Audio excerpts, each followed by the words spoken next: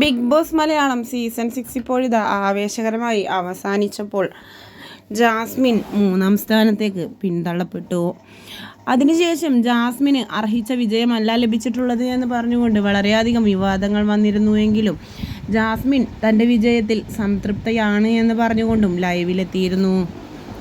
അന്നെത്തിയത് റസ്മിൻ്റെ ഫോണിലും പിന്നീട് ജാസ്മിൻ്റെ തന്നെ അക്കൗണ്ടിൽ നിന്നും ഒരു ലൈവിൽ വന്നിരുന്നു. പോലീസ് സ്റ്റേഷന് മുന്നിൽ വെച്ചായിരുന്നു അത്.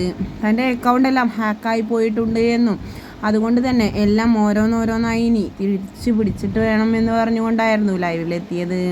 അതിനുശേഷം അഫ്സലിനെതിരെ വൻ വിവാദങ്ങളാണ് വന്നുകൊണ്ടിരുന്നത്.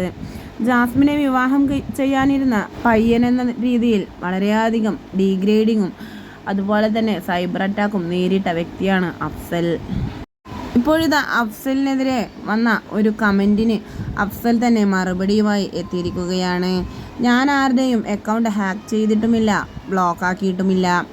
അവൾ അതിൻ്റെ പാസ്വേഡെല്ലാം മാറ്റിയത് ബിഗ് ബോസിലേക്ക് പോകുന്നതിന് മുൻപാണ് എന്നും അതുകൊണ്ട് തന്നെ അതിനുശേഷം എനിക്ക് അവളുടെ അക്കൗണ്ടുമായി ഒരു ബന്ധവുമില്ല എന്ന് പറഞ്ഞുകൊണ്ടാണ് അഫ്സൽ എത്തിയത്.